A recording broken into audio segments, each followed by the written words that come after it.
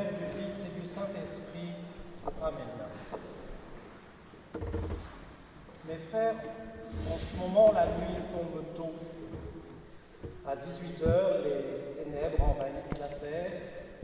Et de toute manière, avec le couvre-feu, le confinement, tout est lugubre. Pas de vie. Tout semble mort. On ne parle que de faillite, de chômage, d'attentats. L'ambiance est lourde. Et voilà qu'aujourd'hui, l'Église nous invite, en cette fin d'année, à regarder les réalités ultimes, ce qu'il y a à la fin des temps. Et que voyons-nous? Un jour terrible? Un jugement où enfin justice est faite? Non. Ce jour du jugement dernier arrivera. Mais ce n'est pas la réalité ultime. Le jugement dernier, c'est une réalité avant-dernière. C'est ce qu'il y a juste avant la fin. La fin, le but, ce qui vient en dernier, c'est le ciel. Le ciel refusé par certains qui choisissent l'enfer pour l'éternité. Le ciel accepté et reçu par tous les autres. Mais aujourd'hui, l'Église nous dit, reprenez conscience que votre destinée, c'est le ciel. Le ciel, c'est-à-dire le bonheur, la béatitude, heureux. Nous sommes faits pour être heureux. Et de quel bonheur? Du bonheur même de Dieu, c'est-à-dire d'un bonheur sans limite, sans limitation, une plénitude. Et pourtant, avouons-le, parfois quand nous pensons au ciel, nous avons un peu peur de nous y ennuyer. Peur d'un bonheur où il faudrait entrer dans le moule. Après tout, l'Apocalypse que nous venons de lire nous décrit ces contingents de 12 000. Ça ressemble un peu à un défilé du 1er mai sur la place Rouge. Est-ce que le ciel, ce sera ça? Est-ce que ce sera un défilé militaire? Est-ce que ce sera des distances sanitaires, des gestes barrières, des masques? Est-ce qu'il faudra se méfier les uns des autres et garder ses distances, être discipliné, marcher d'un même pas, avancer rang par rang en commençant par le fond sans faire de file d'attente? Pitié, mon Dieu, ça ne fait pas envie, cela. Alors à quoi cela ressemblera le ciel? Allons-y, mes frères, allons-y pour voir. D'abord, il y a du monde. Un peu comme une grande réunion de famille où tout le monde a l'air heureux de se retrouver. Ça parle dans tous les coins. Souvenez-vous, Michel-Ange, Fra Angelico, quand il représente le ciel, il y a des saints partout. C'est un joyeux désordre, mais plein d'harmonie. Ça chante, ça danse, ça discute, ça rit. On trouve de tout, comme dans une famille. Entrons, entrons. Tiens, qui sont ces vieillards? Ils refont leur guerre.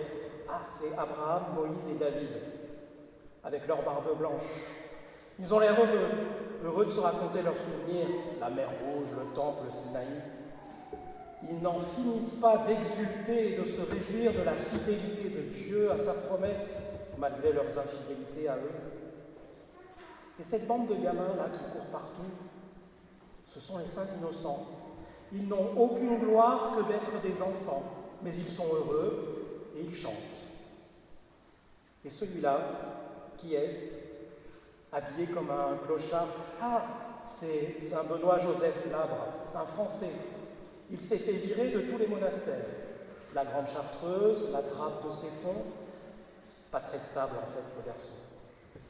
Mais il a fini à Rome, où il vivait sous les ponts et où on l'aimait bien. Il paraît qu'à sa mort, on a trouvé des poux jusque dans les anneaux de son chapelet. Comme quoi on peut être au ciel en n'étant pas tout à fait équilibré et en sentant mauvais. Et ces deux là-bas, deux grands amis, Dominique et François, inséparables. Dominique parle et François chante. Comme quoi au ciel, nous ne serons pas comme des spectateurs assis passivement à regarder ce qui passe sur un écran. Non, il y aura des amitiés, des échanges, des proximités, de la vie.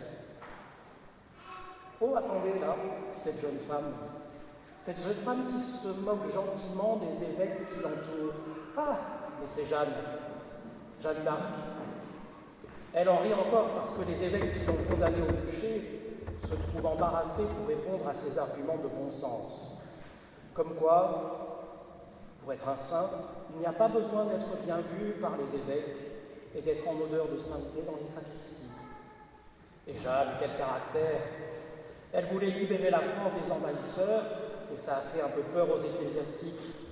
Un peu timoré toujours. Mais regardez autour d'elle, Saint-Martin, Saint-Louis, Charles de Foucault, Saint-Georges et même Saint-Michel. Quel aéropage! Ce ne sont pas des enfants de cœur.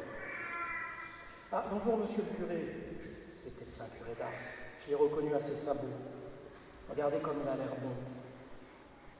Il n'a plus besoin de confesser ici. Il n'y a plus de péché. Alors que fait-il? Oh, il donne du courage aux curés de France. Il leur dit, n'ayez pas peur. Il fait plaisir à voir, non? Tiens, 3 nouveaux venus qui viennent d'arriver. Je ne les connais pas. Bonjour. Vous venez d'où? De France? De Nice? Ah, 3 martyrs, décapités par un islamiste en haine de la foi chrétienne. Vous êtes là, vous êtes heureux pour l'éternité et pour veiller sur vos familles. Merci, à bientôt. Bonjour monsieur, bonjour madame. C'est monsieur et madame Quattrochi, parents de 4 enfants. Rien de spécial dans leur vie, mais parents jusqu'au bout. Ils discutent avec madame Taïji, que son mari a abandonnée. Et autour d'eux, ce sont tous leurs enfants et leurs petits-enfants. C'est qui les deux là-bas qui se disputent? Ah, c'est Saint-Augustin et Saint-Jérôme. Ça fait 16 siècles qu'ils se disputent. En vérité, ils sont inséparables. D'ailleurs, c'est pareil pour Saint-Pierre et Saint-Paul, avec leur grosse voix et leur sale caractère. Comme quoi, pour aller au ciel, on n'a pas besoin d'être une demi-portion et d'avoir une voix mielleuse. D'ailleurs, regardez ces deux-là qui discutent sport, kayak, natation et alpinisme. C'est Jean-Paul II et Pier Giorgio Frassati. On ne s'entend plus là-dedans. Qu'est-ce qui rit comme ça? C'est la famille Martin. Les parents et toutes les filles. Elles piaillent toute la journée. Puis les filles toutes des religieuses. Elles gloussent en regardant les portraits qu'on fait de Sainte Thérèse. Elles se disent qu'on ne l'a pas arrangé. Et lui, qu'est-ce qu'il fait sur son ordinateur? Ah, c'est un nouveau, il vient d'arriver. Carlo Acutis, il est mort il y a moins de 10 ans. Il vient d'être béatifié. C'est le patron des geeks, des passionnés d'informatique. Il utilisait Internet pour évangéliser. C'est normal qu'il y en ait un en maillot de bain. Je ne sais pas qui c'est. Ah, c'est le bon larron. On lui a dit de venir comme il était, donc il est rentré comme ça. Tenez, allons le voir, allons lui parler. Dites-moi, qu'est-ce qui fait que tous ces gens sont au ciel? Il n'y a pas d'uniforme, ils ne se ressemblent pas, il y a des hommes, des femmes, des enfants, des vieux, des pauvres, des riches. Alors il nous répond, ils n'ont qu'une chose en commun, la joie. Ils n'ont qu'une chose en commun, la joie. Ils sont heureux parce que Dieu les aime et qu'il l'aime en retour. Mes frères, on peut nous faire peur avec un virus. On peut nous persécuter, nous martyriser, nous décapiter. On peut nous empêcher de nous réunir pour la messe du dimanche. Tout cela est dur, c'est pénible. Mais il y a une chose que personne ne pourra jamais nous prendre, c'est notre joie. Personne ne pourra nous priver de la certitude d'être sauvés si nous le voulons bien. Personne ne peut nous voler la certitude d'être aimé par Dieu. Et l'Église, c'est cela. L'Église, c'est une famille, c'est notre famille, c'est le ciel. L'Église, c'est une armée de saints, mais c'est une armée heureuse. Des pécheurs, des bras cassés, des clochards, des familles, des parents, des enfants. Oui, mais invincible, parce que dans la main de Dieu.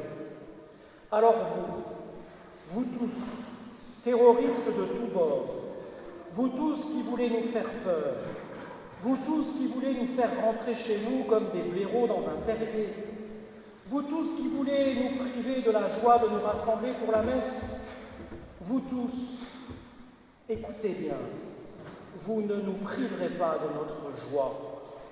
Nous vous regardons effrontément, les yeux dans les yeux, pour vous dire, vous n'aurez pas notre joie, vous ne nous la volerez jamais. parce que notre joie, c'est Dieu lui-même, et que Dieu se donne toujours. Le Seigneur est notre joie. De quoi aurions-nous peur? Au nom du Père et du Fils et du Saint-Esprit. Amen.